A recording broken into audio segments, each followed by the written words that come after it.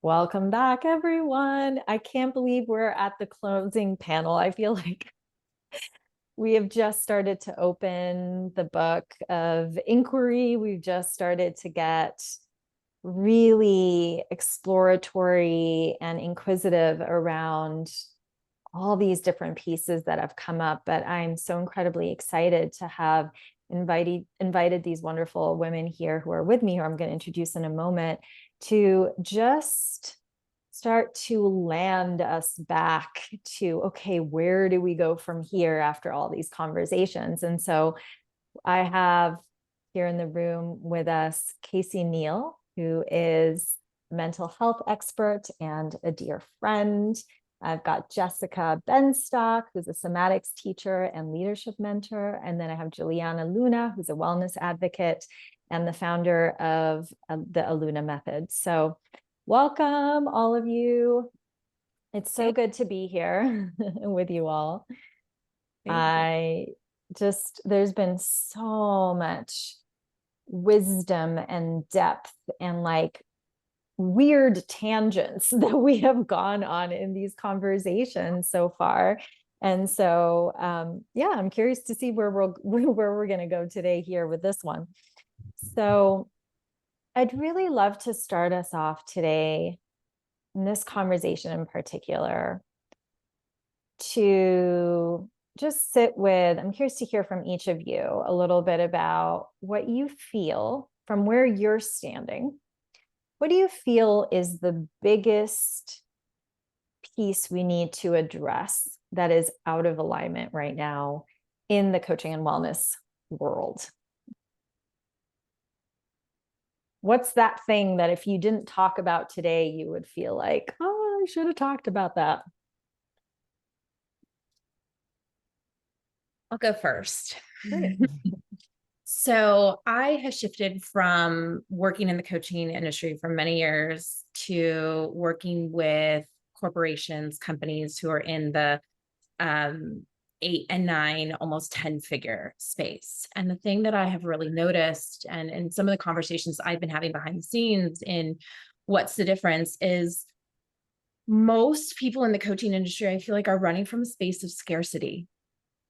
Like it is like an underlining, like we've got to sell from pain points. We've got to make this money. It's got to be like bigger and more. And like when the last boardroom I sat in, I was like, what is the difference? Like I sat in it and I was like, oh, I feel like my power's coming back. I feel like my confidence is coming back. I feel like so much that I lost when I stepped into the coaching industry, like felt like it was coming back. And I was like, what is the difference and what is going on here? And what I felt in the room was everybody was at a standard of like, all needs are taken care of, all frameworks are in place, all foundations are really strong, and that there was no sense of like what feels like a hunger, what feels like a starvation. And I feel like when I step back into, like, I put my coach hat on, I feel like, oh, what I'm selling or what I'm doing or what I'm trying to do feels like it comes from a state of like scarcity, of not enoughness, of like all the kind of like core wounds that many of us are trying to heal on our own. And so that was a big shift for me, really looking into it and feeling into it and saying, oh, there's something here, along with the corporations were built from a team. And so in those rooms, it was not about I do anything by myself. It is like, here's my zone of genius and this is what I run. Here's my zone of genius. This is what I do. And then everyone's coming together to work together to the best of their abilities. I mean, they're human, so they struggle with communication as many of us do. And they're running from a more, masculine type of energy and more kind of patriarchal space, which is also why I'm coming in there to try and move some of that. But there's a team essence of it, and then frameworks and foundations that are put in place to be able to look and see what's out of alignment and checks and balances that are there. So that's something that I noticed really recently of what I think is a big shift and a big change. Mm-hmm. Yeah, I'm really pulling out of that like two pieces. There's the energy, the frequency that something is created out of. And then also another piece, and I'll borrow this from my new friend Daje, who was on a previous panel, the design of the team, the design of the business, the design of the practice. So yeah, those feel incredibly important. Thank you. I can piggyback off that because it names something that I feel like part of the reason why there's these strange glitches, or why it's good that we're having these conversations, is because there's things that are harder to name. And so giving a direct answer for them is also more challenging. And I think, Kayce, what you just talked about is like you're naming like an unspoken structure or like pattern. And I think in the coaching space, there's all these different layers, like in any group, like there's different layers of what we're conscious of. And then there's different things that we're not conscious of that we're just kind of interacting with. And I think that scarcity, and I would say personal brand, like what having a personal brand can do to the psychology of us, where we individuate and we're like, oh, it's just me. It's not explicit, but like it's me against the world, it's me in competition. Like the collaborative space is not as forefront. Not that people don't collaborate, but I think that there's something around the fear of losing your self-identity somewhere. And I think there's something there's a maturation process that needs to happen there.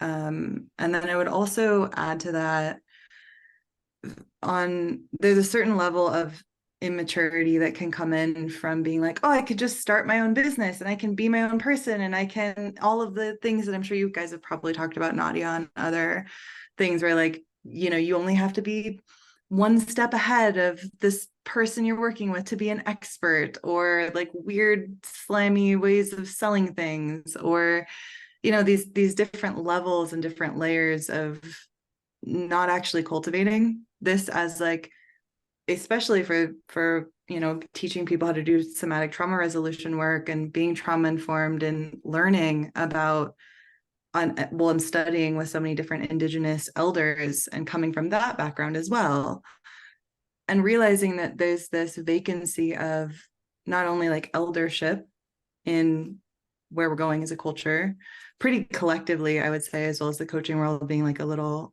piece of that, but also taking into a certain level of account, like if this is your career, if this is what you want to be doing as a leader, what's leading you? What's guiding you? Do you want to cultivate yourself? What is your bigger vision past your sense of I'm going to be a millionaire on top of the world by myself? Like, do you look at the world?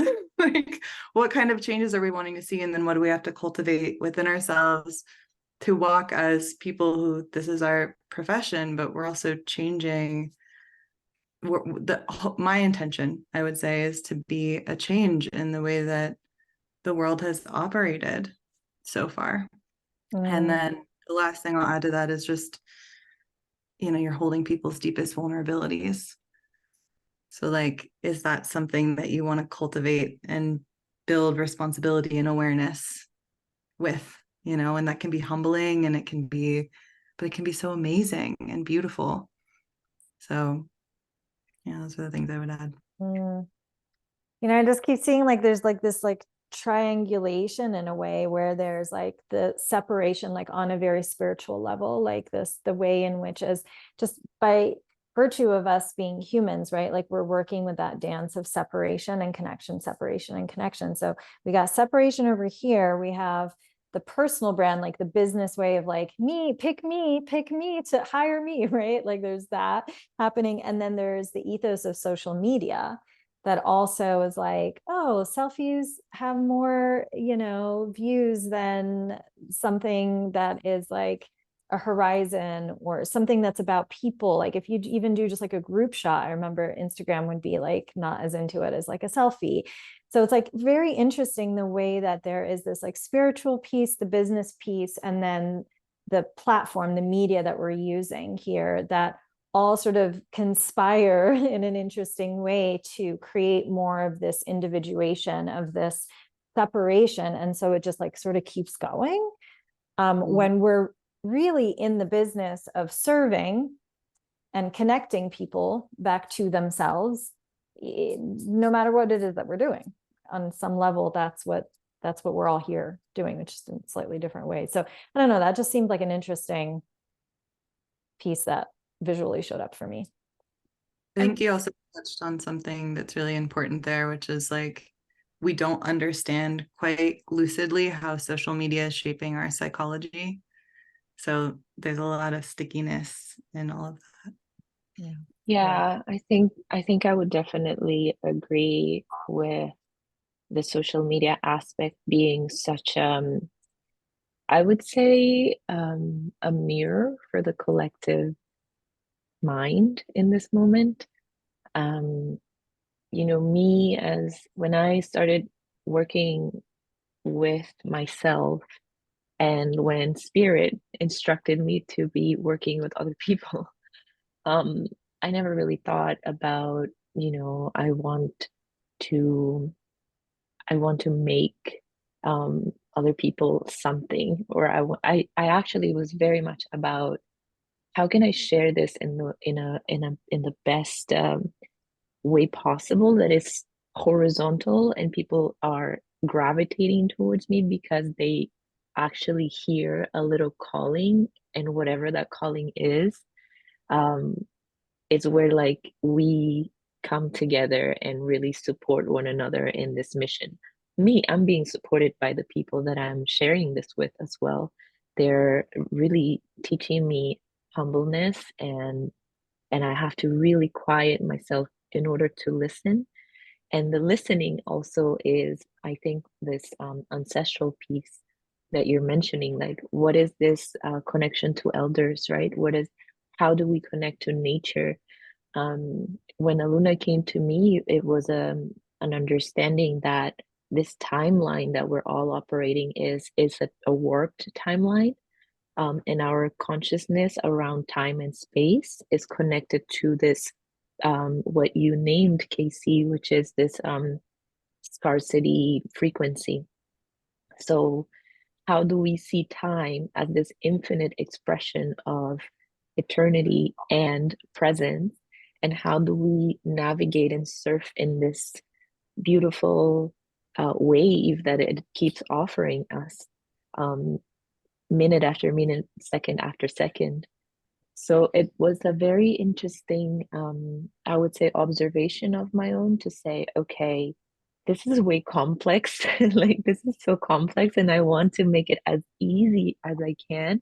But at the same time, there's a level of understanding that this requires. And I think this is where we all kind of fall into that trap. It's like, okay, if I want to scale this, I want to like make it into all these like bite size, uh, um, pieces that people can just take and run with. And every time I think about those bite-sized pieces, my whole body cringes. Because I'm really about this, like, okay, if we understand that our ancestral foundation is totally shaken and totally fractured, and the pain that we're all collectively experiencing is because of those fractures, right? Like we have no place to refer to. And so how are we looking at the present moment and projecting ourselves into the future through that? Like, so I feel like this scarcity frequency that is being now portrayed in social media is coming from that deep level of yearning for an ancestral reckoning of humanity in a way. So yeah, I've been listening to the three of you putting things together. It's so beautiful. I feel like I'm resonating so much with everything that was said, but also I see this like underlying root that keeps calling for attention, because everything our ancestors knew that there's abundance everywhere. Like scarcity is kind of like a made up concept in a way. And so they were so connected to that like knowingness that their body was just like rested in that foundation piece. So where did we lose that? I think that's the question that I ask myself constantly. I think it's capitalism.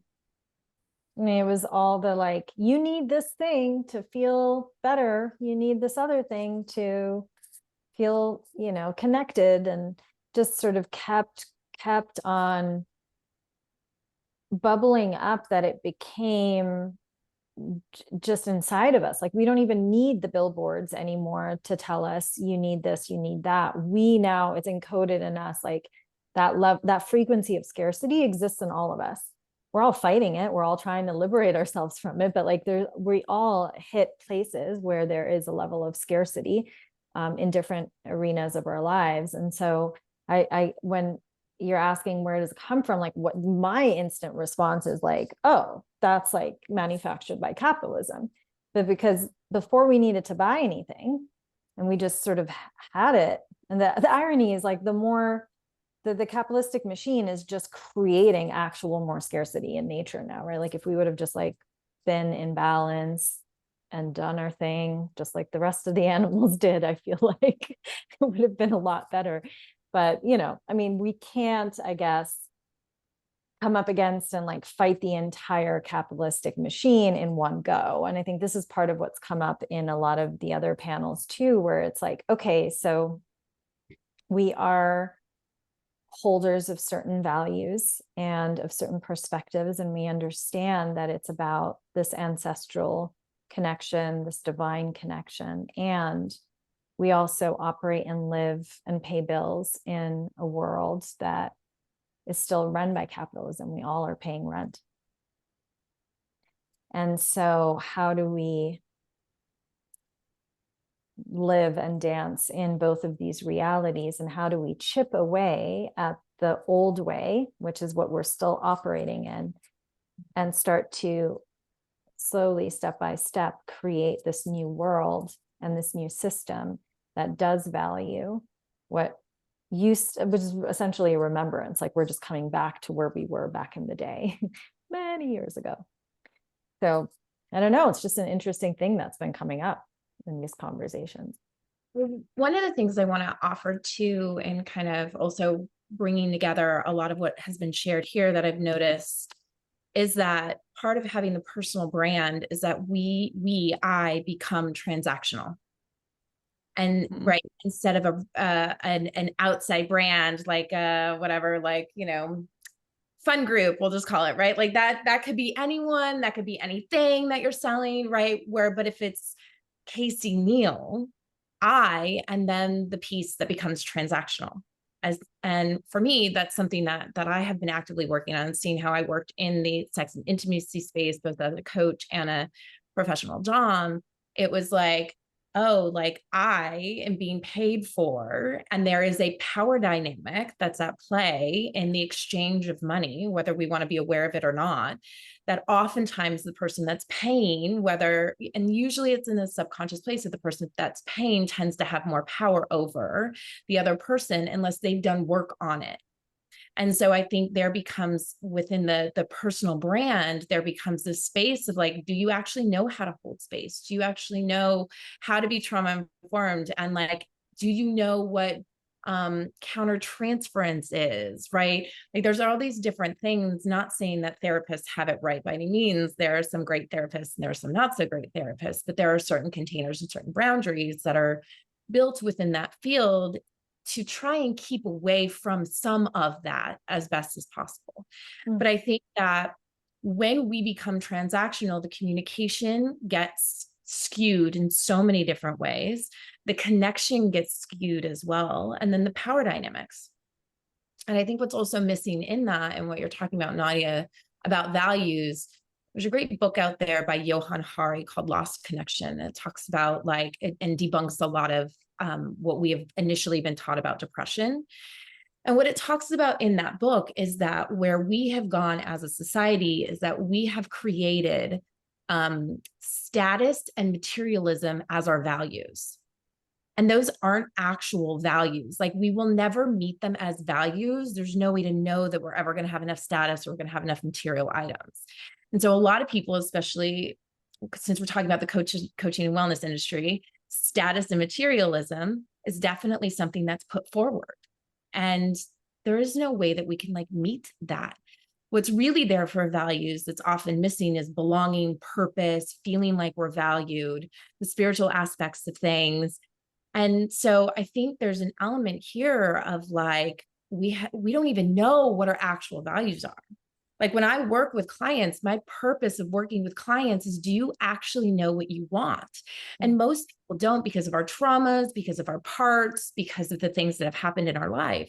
And so a lot of the work that I do is actually removing everything that we have heard as children from our gender, from our religion, from our culture, from all these things, so that we can actually be in alignment with what our truth is. Because if we're holding other people's values as our truth, then we're never going to know what alignment means. We think we might be there, but if we don't know what our values are, if we have no intrinsic felt somatic experience of our values, we are going to be lost, and we're going to be trying different things, and we're just like losing the foundation of what's actually there. Yeah. Oh, that's such an important conversation, because then I keep thinking about like social media as like the machine that churns that out over and over again. Because if we are following an account where it's just constantly like a lifestyle that's being sold to us indirectly through the images of like a Chanel bag, or like there's always like champagne in the photo, or there's whatever, it's like you start to think you want that, even if you never did. And then there's this way in which unconsciously the business model decisions shift. The things I really want shift. Oh, I want $100,000 months. Do I though? Like, do I actually? Right. And so the way in which social media creeps into our psyche on a moment to moment level, more than TV ever did, because TV, there was still that conscious moment where you like sort of, there was the remote and you turned it on and you sort of sat down and you were like, now it's TV time. And I feel like with our phones, it's like we're cooking and then we turn on the phone and we start scrolling. We're doing this and we're talking and we turn on the phone and we're scrolling. At least we did for a while. Maybe some people are getting more intentional now, which is great. But there's this way in which I find that social media seeps in a way more intense way than magazines, billboards, or television or radio ever did when we were growing up. So yeah, I think this practice is so important, coming back to what are your values, and is every, not to police yourself, but is every decision you're making and everything you are creating and what you are designing in alignment with those values? And are those values in the first place the ones that are even truly, truly, truly yours? Yeah, I love that.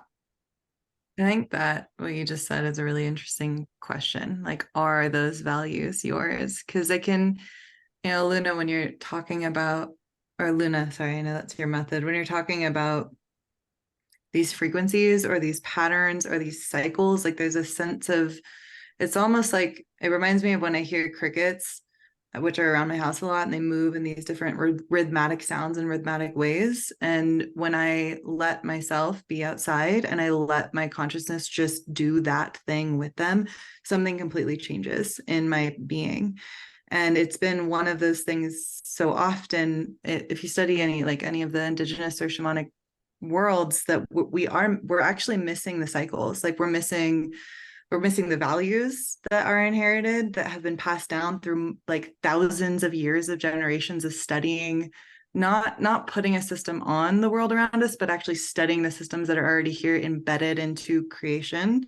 And then we're being given like a synthetic system, a fake version of that. Yeah, totally. And then that's our yeah. culture, so we identify with those values, but it's not working. Like, it's just not, there's no equation for when it works. Even if you get to the top, it does. That's when some people feel the absolute worst, because you're more disconnected than ever, right?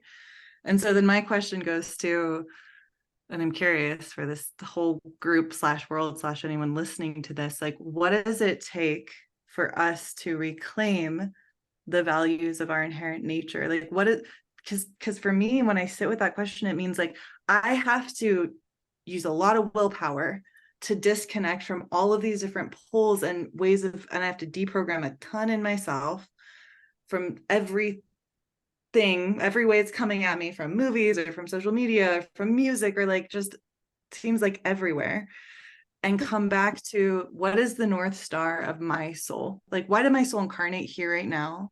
And then how do I want to affect the culture that I'm in? Like, how do I not be affected by the culture, but how do I, as an individual that's like it's like as intimate as your prayer is.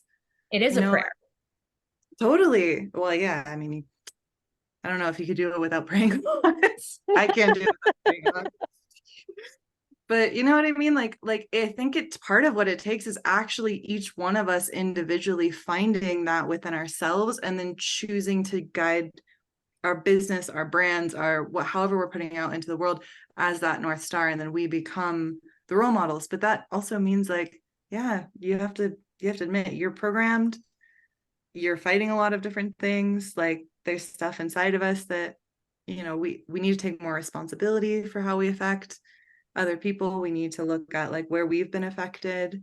It's hard. No one's going to pay you for that. Like, eventually you can be a role model, and yes, you can get paid for it, but all that internal work, like, no one's like, oh great, you just worked through a bunch of ancestral trauma and cultural imprinting and programming, here's a paycheck for it. You get that after you're like a role model in that and you align with it. But I think there's something about that choice where, like, in the moments that no one's looking, those deep soul searching moments, like, what are we doing, and who do we want to be, and who do we want to show up as, and what do we want to catalyze in the world? Like, what freaking actually matters beyond your Chanel bag and your $10 million lunches? I don't know.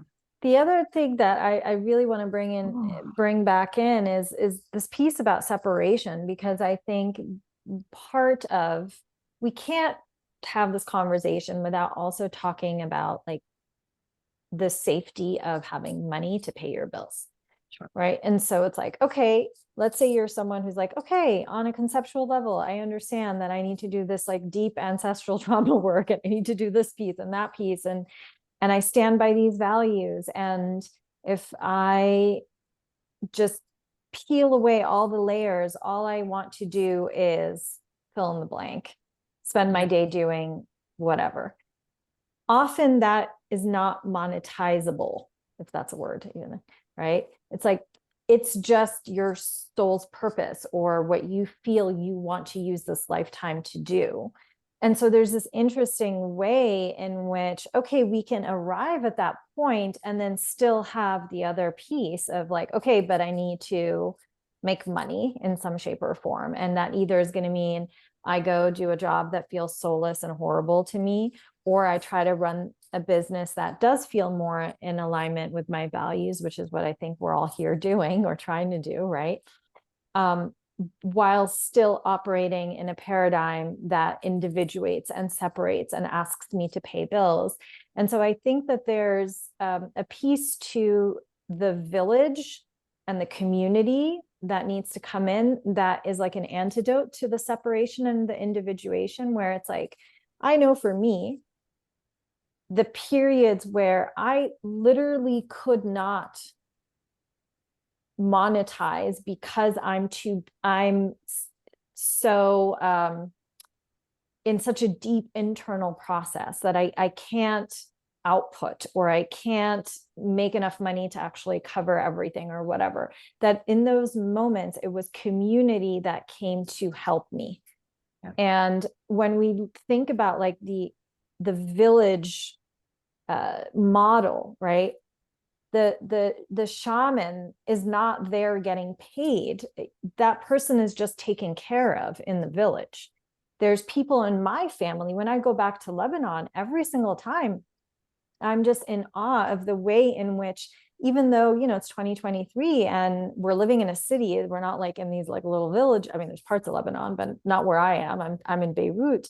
It's like we still have the model and the design of a village where there's a few people who are making most of the money. There's the people that are tending to people's bellies who are, you know, I've got an aunt of mine who's never once made a dollar, but is a widow and is still living because there's different people in the family that are taking care of her, and she feeds us. And she fucking loves it. That's all she wants to do. She wants to feed us every single moment, right? So I think that there's a way in which the Western modern capitalistic culture continues to create this level of like individualism and separation where it's like it's all on us. Like if I don't make the money, then I can't, you know, create safety for myself, and there's no one here to help me create that safety or to lean on, which then perpetuates these harmful practices that are unintentionally put into place because people are just trying to fucking get by. I think that it's important to also bring that up, that not everyone is there going, I'm trying to make $1 million. Some people are like, I'm doing these practices because I'm trying to like pay for my kids, you know, like, and so I don't know. There's an interesting nuance there too. Well, I think to me, the other piece that I think is kind of wrong in the coaching industry is that so many of us have been sold that we're entrepreneurs. And we're not entrepreneurs. We might be visionaries. And we might be like so exquisitely talented at what we do, but the actual like kind of entrepreneur idea of everyone can be a coach, everyone can make 6 figures, everyone can be on these big stages, like that's just a load of shit. I mean, like, yes, we can have this like idea of manifestation. You can if you can believe it and dream it. And this is where we go back to kind of like some of the conversation that Jess was having and Luna, which is just like, is that really what you want? Or have you just been sold that that's what you want? And I think this idea of being an entrepreneur, it's fucking hard. It's hard. It takes something. And like, I know for me, where I'm changing my business is like, I'm just unavailable for that. I don't want to do that anymore. And I was, you know, sitting in a mastermind with, I think it was me and like 8 other men who were basically actual entrepreneurs. I would call them actual entrepreneurs because they were just like how they like the drive and the ambition and the where they were going with things. And they were like, I was telling them all of the stuff that I was doing for my business, and all of them were like, you're working way too hard. Like, so there's this like secret club of them being like, no, we don't do that anymore. We did that in our first business. Like all the businesses that we do, we have a team around us all the time. Like we are doing this in team. We have other people that come in and we either offer them equity or we're offering them something to come in and help us. We're not doing this alone. And I think this idea of everyone can have their own business and be the bookkeeper and be the salesperson and be the content marketer and be able to provide for the clients and be able to take care of themselves. Like we're running our bodies, we're running our souls into the ground. And, you know, Caroline Myss talks about the deepest prayer we can ever give, which is, who am I? And that's not a question, that's an existential prayer for us to come into. So Jess, I love that you were bringing those questions up. And I remember when I first heard hers talk about that, she's like, those are not questions, those are prayers that then get to show us where our alignment is and show us how we can find the spaces and the places inside of us that actually want to come out and come forward and play. And the final piece I want to say is that the alignment work that I've done with my clients, the 2 biggest values that come through, and we know there's a value, like it's a real value, not just like a word that's put on, here are our values sheet. It's a true value because the breath comes in. It's a remembering. It's like a full cellular nervous system somatic experience. And the 2 biggest ones that I see come up are curiosity and creativity. That those are values that, like, I think were values that have been with us since we were little. And if we look at least the North American society, my belief is that creativity, and I was having a conversation with a friend about this, creativity when we're little is the first place we're able to say, I love you to our parents and to the people that matter up to us in our lives. We would make pictures that would express our love. We would make things, we would sing, we would do things. But if it's not received in the way that we need it, then there becomes closures and shutdowns and potential like masking or, you know, fawning or other trauma responses that come in. But what I see with my clients is a big piece that's missing is having creativity back in their lives, and then also being able to be curious and being safe and being in their curiosity. I want to name something that I think it came up also because Nadia, you were talking about your cultural experience with your family, and the geographical preserved cultural layers that this being from a different place in America offer us. I feel like this whole idea of the coaching, this coaching industry with all the ready packaged concepts, it also is coming because American society, like being born in this country in this land, has a geographical layered frequency that really sets the tone for how things are done here. Me, as a foreigner, as someone that comes from a different geographical, like a location, like a different place in the planet, and I having all of the cultural layers that I have in my own experience, it's very easy for me to identify those and see how I relate to those, and then see how people that have been born in this place actually, portray it in a very like physical manner. So everyone that I came across with in America when I first arrived here was very protective of them, of their whatever it is that they had. If it was their home, if it was their car, if it was their clothes, like whatever belongings they had, it was like this like sense of I am being robbed of something if I either came too close Mm-hmm. or if I tried to, with curiosity, as Kayce is, illustrating, if I tried to ask more questions, people would just be like, why are you all up in my business? And I'm like, no, I'm actually curious. I just want to know more. I want to know how you live, what you eat, what are the things that light you up, Um, and so it became very apparent to me that this geographical structure was very much um, of you must protect yourself. That this is the message that I feel like it granted people. Um, you must protect yourself because I am here to take. I'm here to rob you of what's yours. So, in you know when I think about Octavia Butler, she's a prophet for me. She's a prophet. And when she wrote her book, Parable of the Sower, and she talked about earth seed, which she talked about this philosophy of change as the intrinsic belief of this new consciousness, and how change was the actual value. Change was the God. Change was the foundation in which this new philosophy was being built.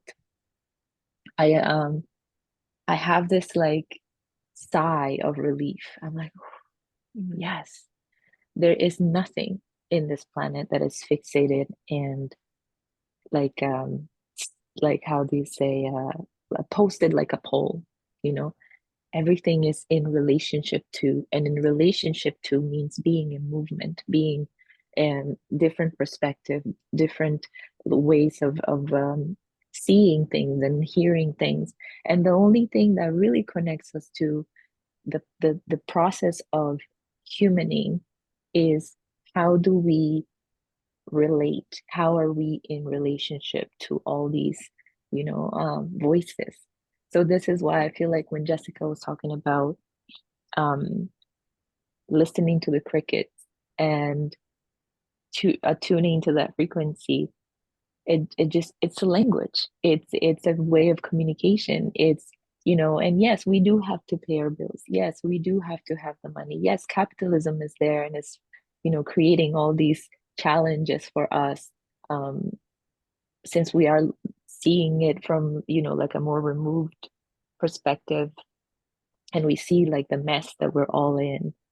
But the underlying aspect of that, there's also, yes, we are attuned to the frequency of scarcity, but we are attuned to the frequency of eternity and everything that is eternal and continuously feeding us life wise, this life stream that keeps flowing through us, right? So, how do we, as people that are bringing this new, not new, but this contemporary ancient concepts into the world with our curiosity, with our own makeup, how do we um, step in a place of a non-judgmental kind of stance and say, okay, I see all of these things that I have to look within myself, but I also see this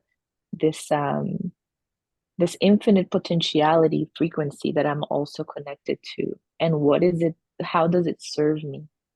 How do I tap into it and like really, you know, hold on to the to the hope that brings me? I feel like this is also something I've been asking myself for a long time.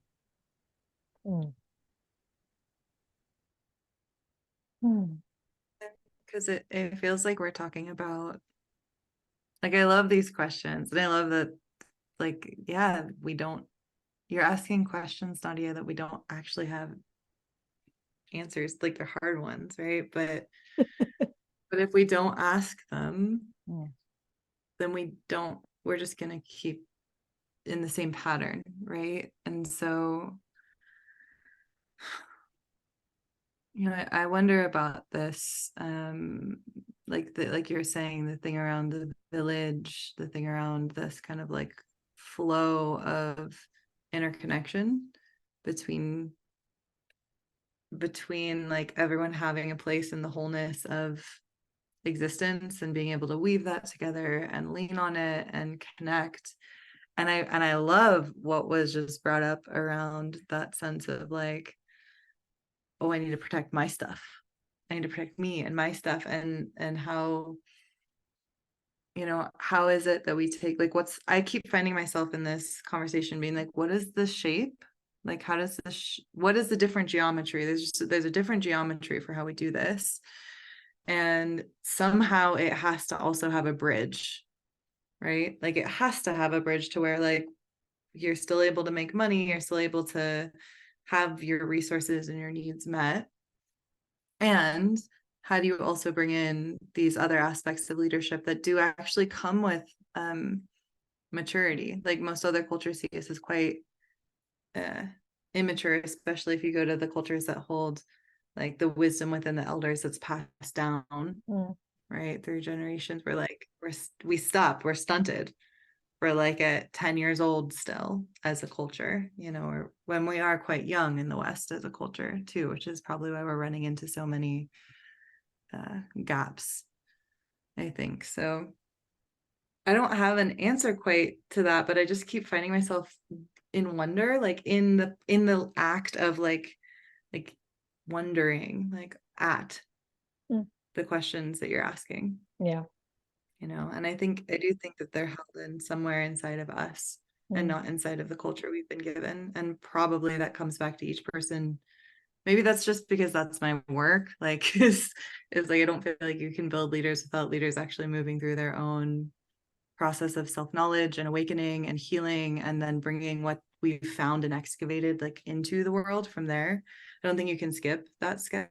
that step.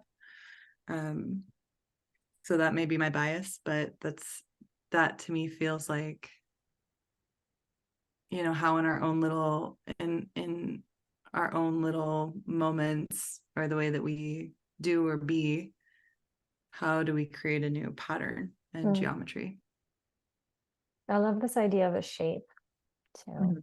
Mhm. And what just keeps coming up for me, and I speak to this, you know, fairly often, is like there's a fractal, what feels like a fractal nature to everything. It's like we're asking the questions and moving from one stage in our lives to the next stage of maturation inside of ourselves, then that starts to ripple out into the decisions we make in our communities, which then it ripples out with them. And it just sort of, that's the way in which we can avoid feeling overwhelmed and powerless in the face of such big change, is to just remember that, like, every single time you're sitting with yourself, you're in prayer, you're in meditation, you're in self-reflection, you're in nature, you are starting to shift something on a fractal level inside of you, which is just going to sort of ripple out into the world. And otherwise, I'm just like, it's me against all these systems and it's never going to end and I'm going to die trying, right? At least that's my experience. I have like a huge thing in my life around me and one person and an entire system. What do we do? How do we get, you know, and the answer obviously is not a face off, because that, you know, going back to the frequency thing that started at the very beginning, it's like, you can't fight scarcity with more scarcity. You can't fight hate with hate, fear with fear.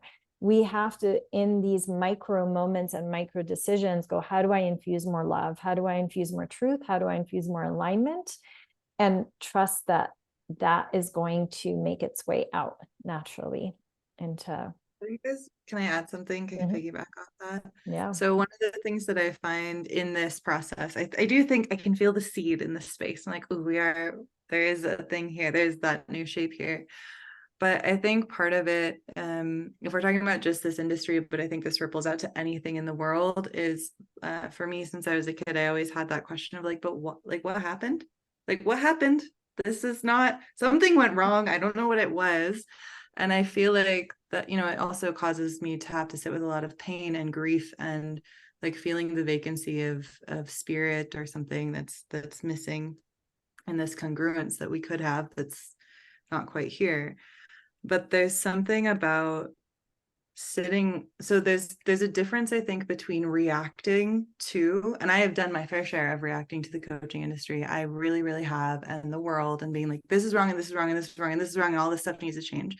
But like, I'm still reacting to something. I'm still literally in reaction. I'm not actually coming from a more sourced place and then responding to. And so I think that we can fight against something being wrong or bad and feel power from that, because it feels powerful to be righteous. And I am very guilty of that in many parts of my life, being like, this is wrong. But if I'm not sitting with the question of, okay, how do I, like, what do I see in the world that I don't like? And how can I be something that is different than that?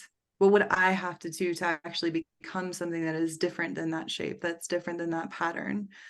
You know, what do I get mad at externally that I wish wasn't happening, and then embody internally so that I'm now a different offering in this space? I think can be a really helpful tool, as well as actually just gaining capacity to sit with the discomfort of not knowing, to literally sit with these questions and be like, I don't know, like, what do we need? And take time, like, put that on your altar, bring that into your meditations, you know, like, make space for it whenever it feels so overwhelming, and not have the pressure to know, but at the same time, you know, let yourself be like, wow, I don't know, but something needs to shift and I don't know what that is. But I would love to be a part of it. How can I be a part of that? And I think that's very simple, but yeah. I love that. I think for me, as you're talking about that, the space that comes up is, or the word that comes up is like calibration, like adding that to what you've already shared, but also learning how to like calibrate self to like what we're experiencing in front of us. And so, sitting with like, well, just, it's like meet it with love. And I'm like, yeah, maybe this is my cynic, but I'm like, yeah, okay. But like, also that doesn't, it almost feels like for me, like meeting it with neutrality and like finding the understanding, like, okay, you're in a lot of hate right now. And like, if I'm going to bring you love, that's probably what you're probably going to need is actually like to be heard or witnessed. Now, I also get to have my own boundaries right around like, am I even available for that? But just was kind of coming up for me is like, yeah, I would love to meet people with just love. And I don't know if that's what they're really needing to have the change actually happen or to have something different happen into it.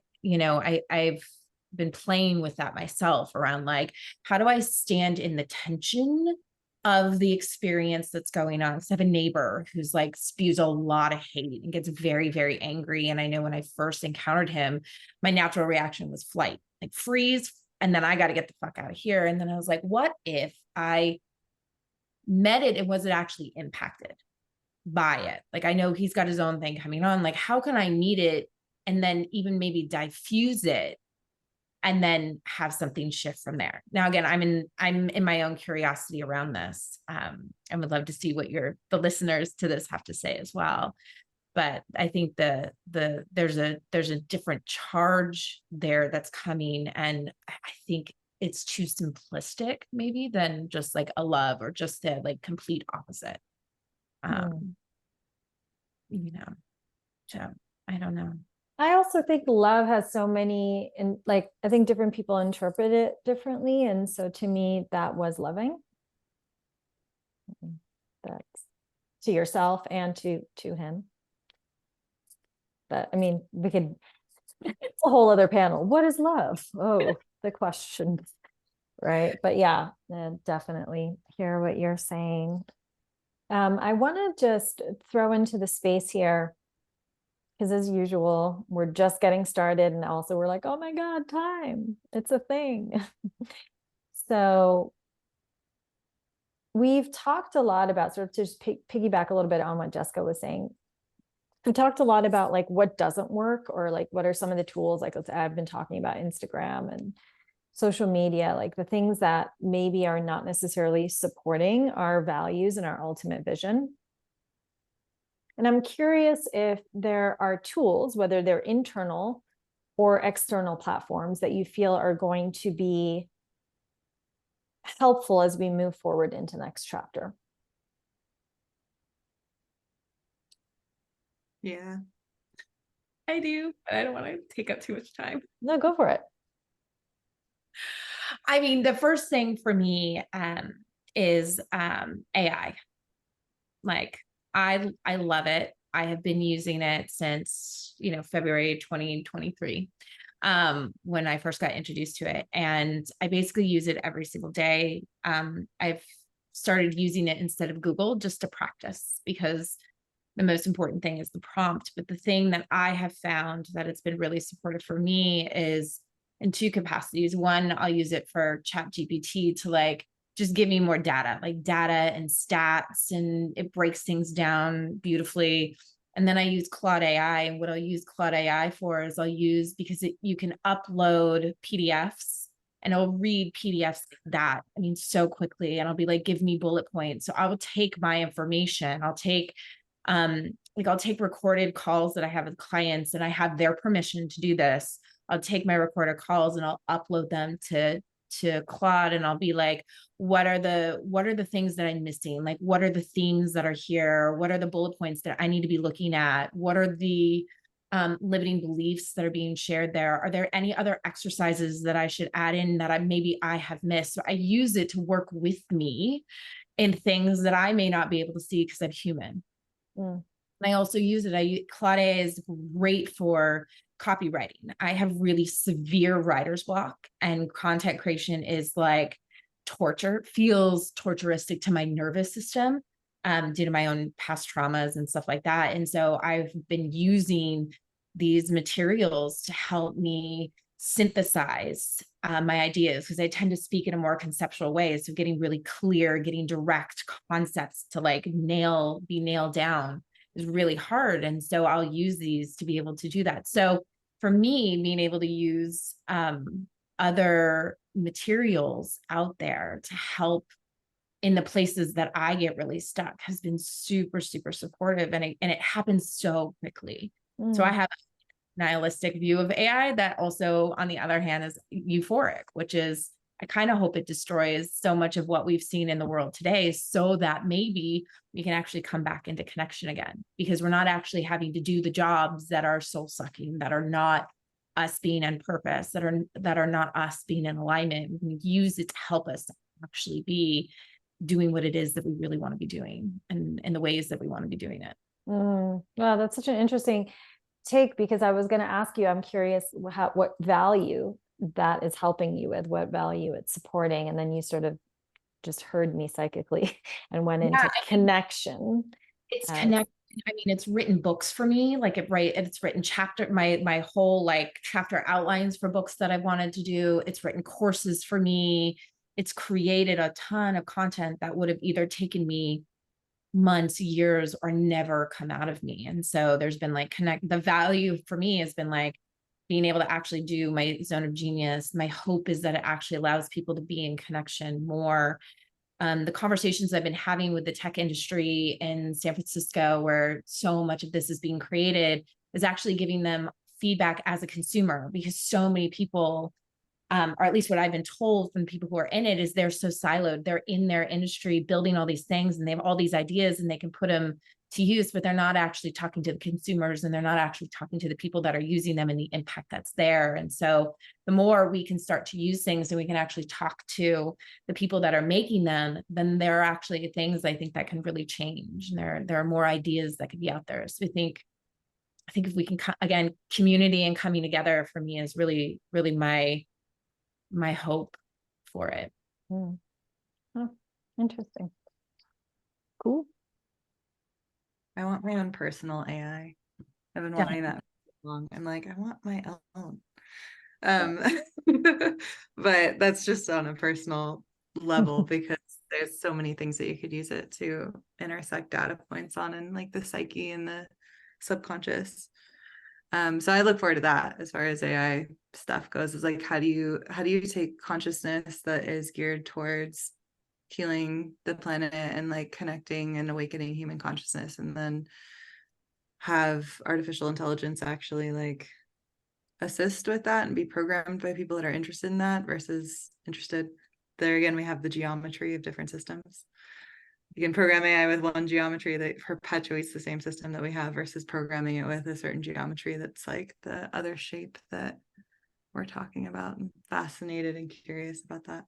But my tools would be like internal cultivation, self-cultivation. Like if you want to be a change for what you see in the world, like how do you actually embody the things that you want to see changed? And that can be, if you are a leader, like how much are you actually doing your own internal work? How much are you cultivating and training? Again, like this is your career, and not just from a place of memorizing a bunch of different systems and then having frameworks and having the right things to say and having everything just so that you seem very PC and everything, but like how do you get so deep inside of your human that you can deeply connect and touch and affect and inspire other human beings into a place of where we want to see the world, which I think is predominantly interconnected and loving and unified, and and that loving can be fiery, and that loving can be like breaking down old systems, hopefully, and it will be, because it has to be. But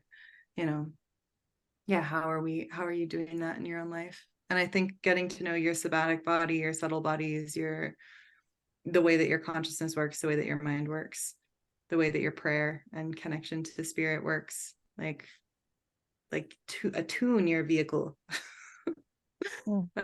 Those are the main, I know that's a broad spectrum, but like, you want to get a different radio frequency than the culture that we're in. Yeah. Find ways to get it. Cool. That's my answer on that. Yeah.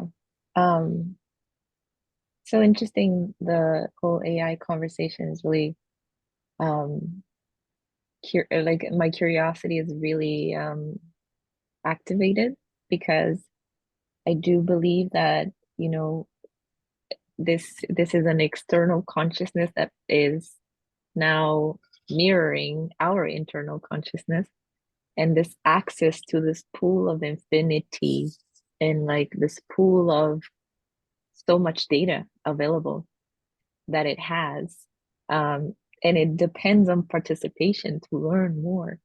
It feels like it feels like who we are. Like this is who we are at an intrinsic level as beings connected to this galactic, cosmic, you know, um, wisdom. So it's like watching ourselves from the outside, you know. I look at AI, I'm like, that's how I am. Like all of that is possible within me too, you know. And then the fact that you're having so much fun interacting with it, um, really just shows that you're recognizing yourself and your brilliance within that um, relationship. So it's really cool. I feel inspired by that. And you know, when I think about a solution-oriented attitude, and what that means in the world today, you know, when I see so much of the war, so much of the polarization of ideas, when I see so much of the uh, just like a need for reclamation of self, of this geographic, spatial aspect, right? Of values that are given by land. It reminds me of being in full relationship to my inner timeline. I think that is what I have adopted as a solution for myself, like to have this fully engaged relationship to my inner timeline. What are my cycles? How do they work? How do I connect, and where are my DPSs and my deep knows? And where is it that I feel this like stickiness, and where is my own war? Where am I at war with myself? You know, like all of these have been very interesting connected realizations. And at the same time, you know, with Aluna, with what I do, these are the questions that I try to also share with the people that come to learn with me. Um, I keep myself in a place of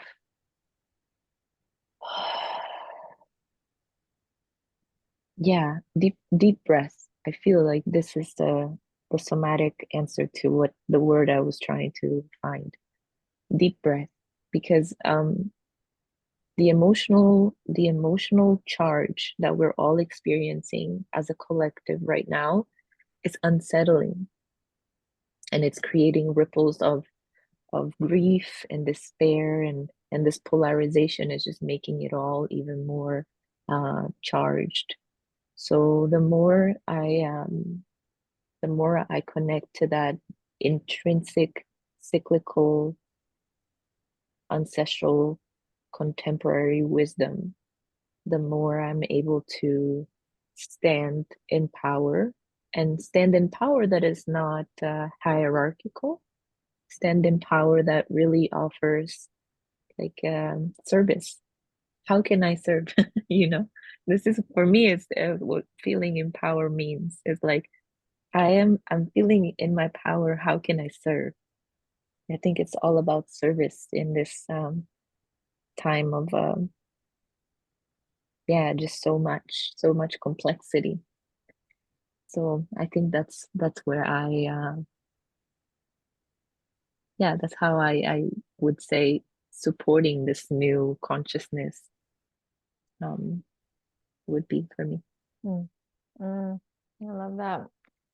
feel like there was such a spectrum of different things that were shared that are all equally important. And yeah, I'm just sort of taking it all in. So in closing, I have been doing this with all the panels, and it feels extra sweet since this is the last panel and we're closing on the closing panel. So what I would love to have you each, I guess, offer into the space is a prayer for the coaching and wellness industry, for the next chapter, for the next step that we're going to take as individuals in a larger shape.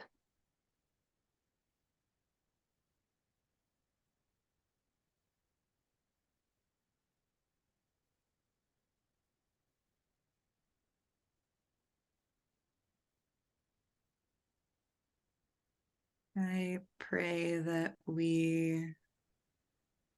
each person that's involved in this space, whether they're an onlooker or participating as a client or student or a leader, mentor, just continues to become more and more guided by the intelligence of our soul, the impulse that we came here individually with to be a part of on this planet at this time. And that the voice of that calling becomes louder and louder and stronger, and that all of the interconnections and conversations, be them challenging or confronting or illuminating, that need to be had, just continue to be had, and that we really feel the impact that we can have and the responsibility that we can have in creating ripples and change in the collective consciousness.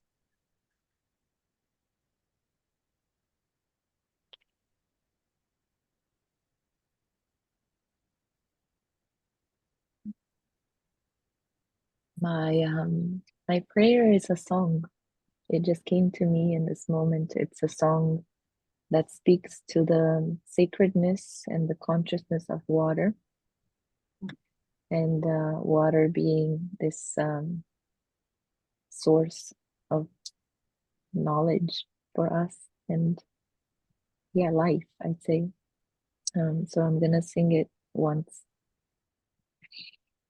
Mm.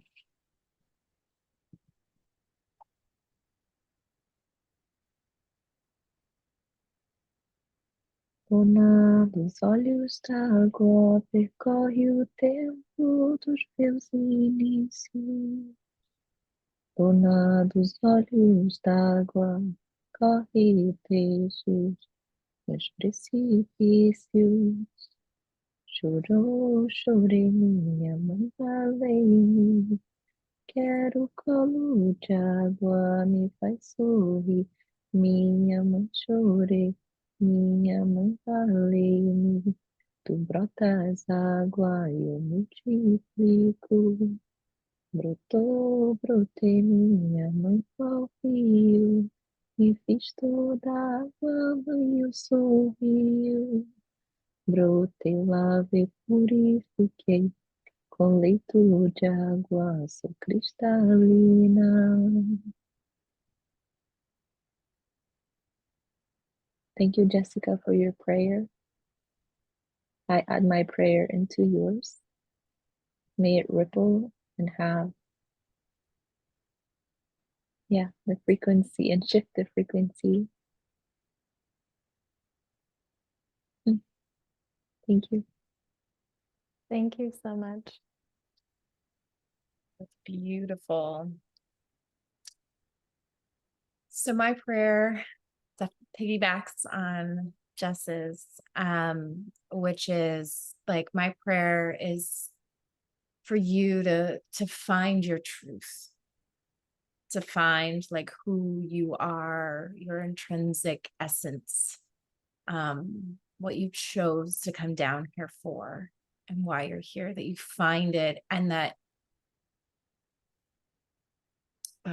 you hold it in the most like precious, like the most precious gift that you could offer anyone and anything, and that you protect it, and you find those around you who will support you in protecting that so that you can be here to do what you're here to do. And that you can see the distortions, you can see the deviations, you can see the detours that are wanting to take you off path with so much ease and grace, and that you can come back to you.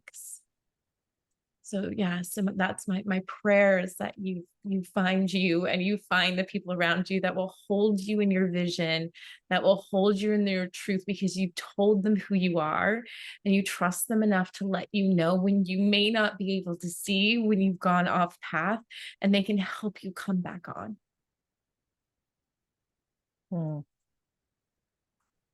Oof. Okay. Those are such good prayers, everyone. Thank you. Oh, I'm just like taking it all in.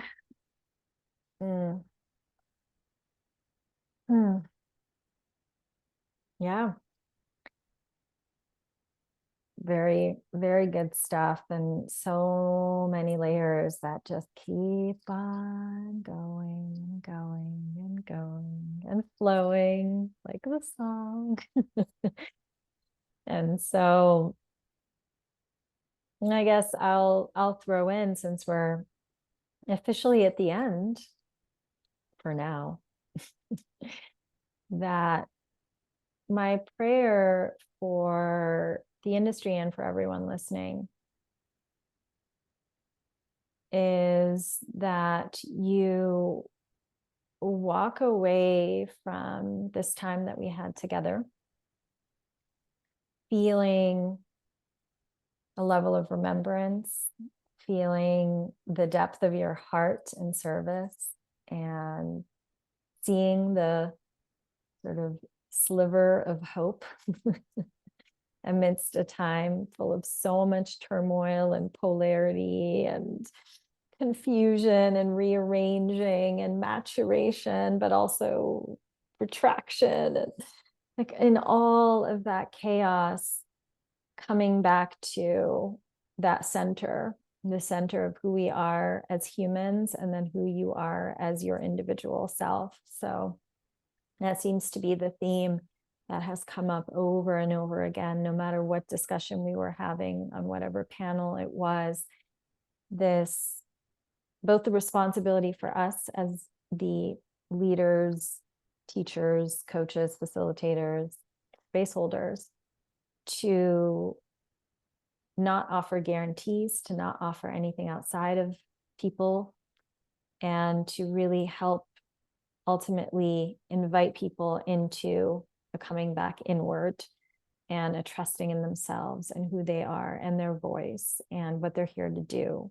And that really is what we need to constantly be aligning ourselves to, more than anything else. And whatever tools we decide to use, whatever brand colors we decide are ours, whatever, is all details, but that we are here to empower others through an internal process, and not so much about what do you get as a result on the outside. And I think that helps shape the ethos that we are living in, and we'll start to break down the old systems and start to build the new system.